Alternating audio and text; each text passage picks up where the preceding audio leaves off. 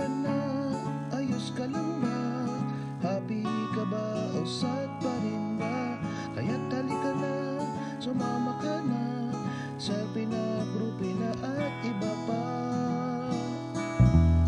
Bata matanda, bida at byuda, may asawa man o kaya'y wala. Sama-sama tayo'y maglakbay, dito ka na, di ka na mag-iisa. Bebop, bebop na tayo, bebop, bebop na. Let us be hip and let us up, tara sa munting tahanan, tahanan ni Kristo.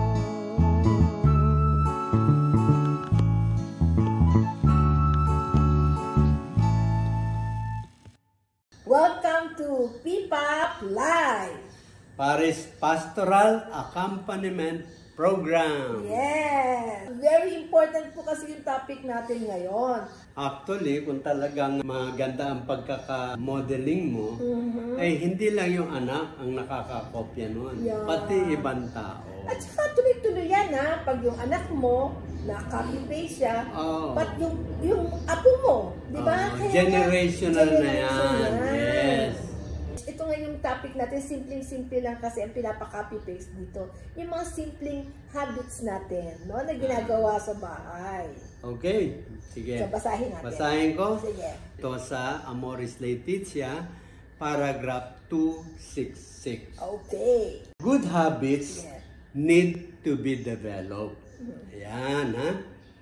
Even childhood habits can help to translate important interiorized values into sound and steady ways of acting. Sabihin na lang natin muna habits.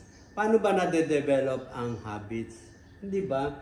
Pagka lagi mong ginagawa, Tama, eventually parang nagiging second nature na. Oo. Minsan Diba? hindi mo na nga naiisip nagagawa mo na eh. Oo, hindi ba pagka nag-drive ka, una talagang lahat sasabihin sa'yo, tapakan mo muna yung clutch, tapos unti-unti mong i-release yung gas, gano'n, ano? Una, hindi mo malaman kung titingin ka doon or doon sa kalye. Talaga, hirap Ayan. mo mag-drive. Pero pagka tagal-tagal na, parang part na siya ng paa tsaka kamay mo. And para ka nang gumagalaw by yourself. Yan yung pagka na-create yung habit. So, ang maganda, kung ang nakikreate mong habit is the good habits. Yan, talaga. Huwag yung bad habits. Yan. Alam mo, unang-unang napapansin ko sa mga bata, yung unang nakikreate. Dito sa, lalo sa mga Pilipino, yung pag-bless. Hindi ba parang nasanay sila sa gano'n na pagka may matanda, no, nagbe-bless sila, nagmamano sila. Sa ibang bansa, wala no? Wala silang pakita nga respeto na gano'n. Dito lang sa atin yun.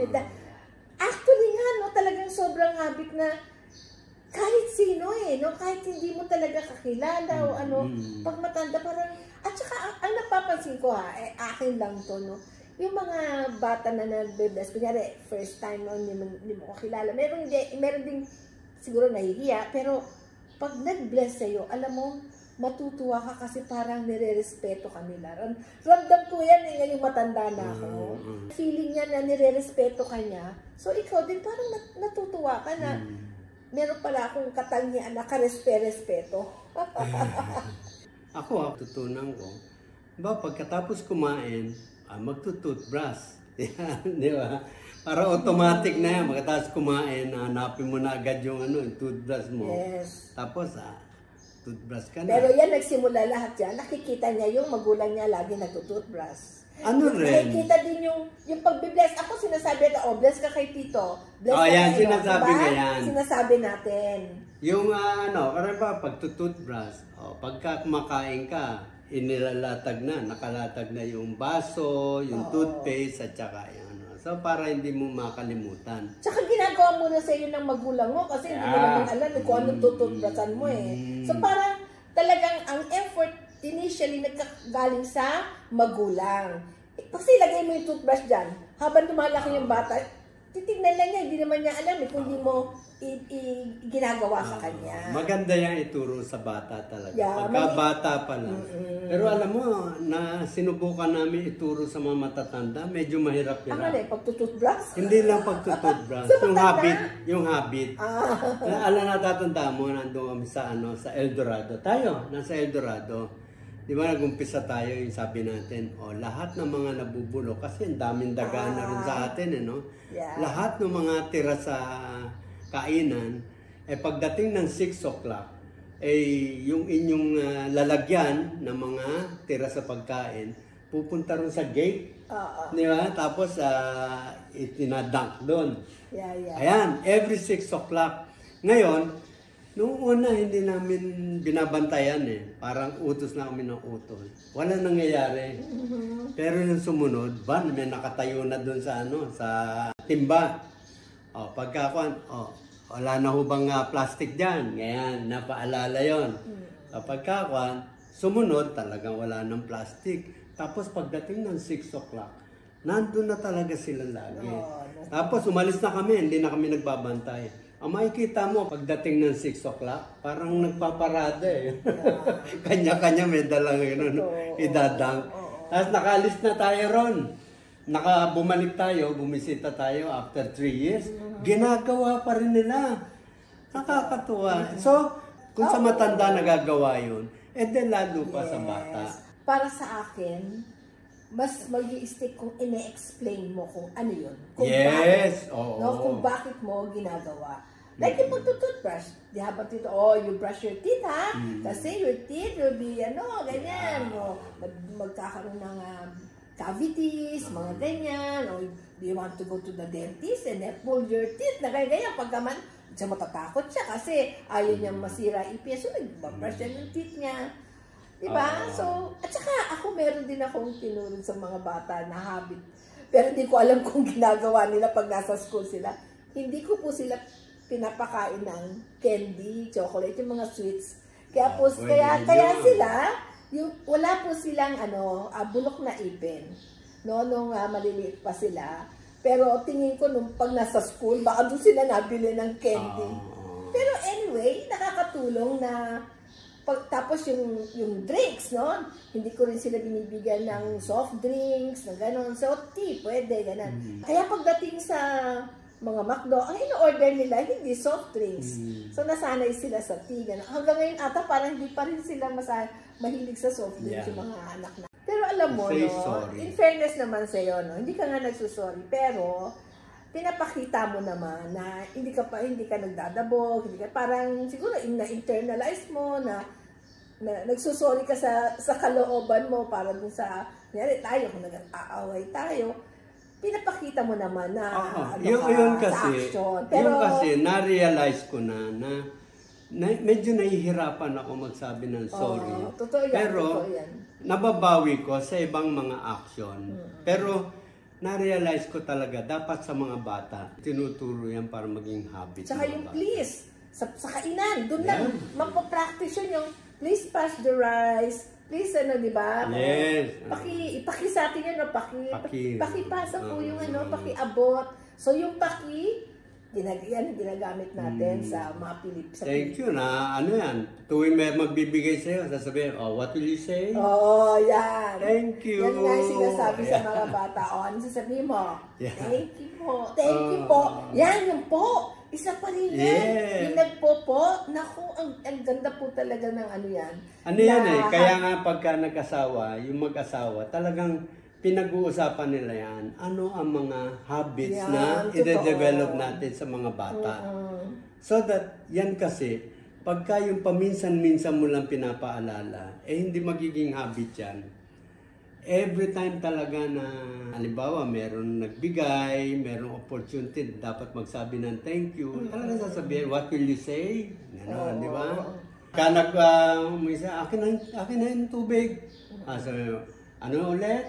Ano sabi mo? Hindi ko bibigay. Mag-please ka. Diba? Pero alam mo, sad din, kasi meron din talagang hindi sila nasanay sa gano'n.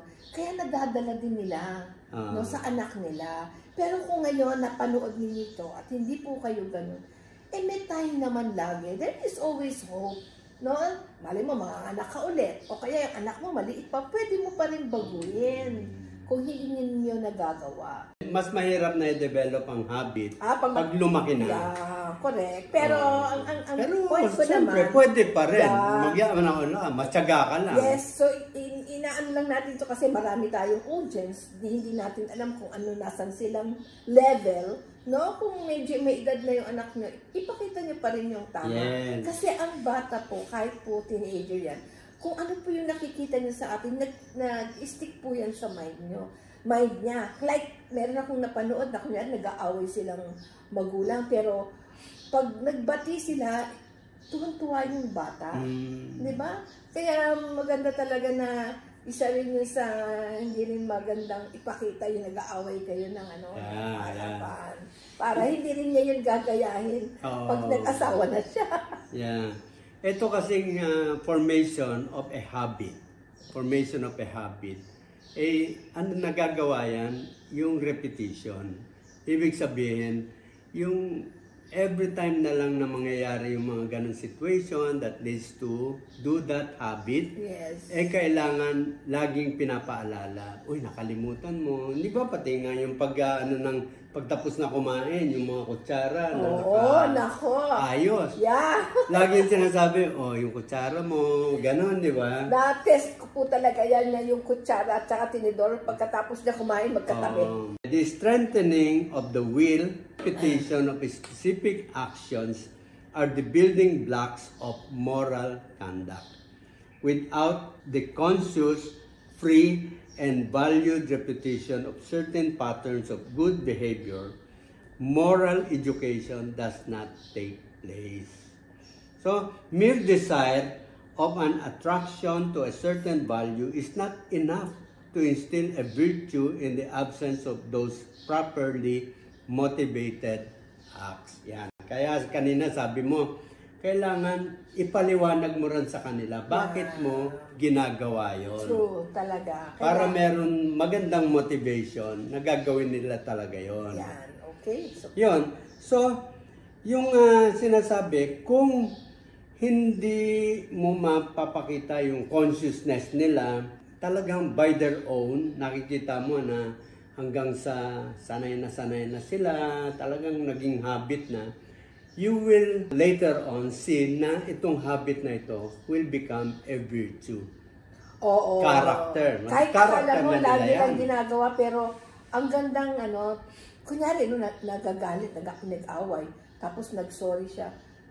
Kahit na bay lang niya yun, yung salita na sanay siya, pero sa pagsabi niya yun, nagkakaroon na ng interaction na maganda, parang magiging malumanay na yung kaaway niya siguro, no? Yung hindi sila Kasi pagka na-develop sa kanya, pag nagsabi siya sorry, that is already para sa kanya, ina-accept na niya yung kanyang mali, na meron siyang nagawang mali.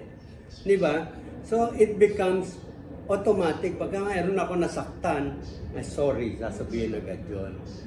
Talagang may effort yun. There's a lot of effort para tulungan natin yung ating anak. Yes. Okay. Okay. So, we'll see you again next week. Bye-bye! See you again next week.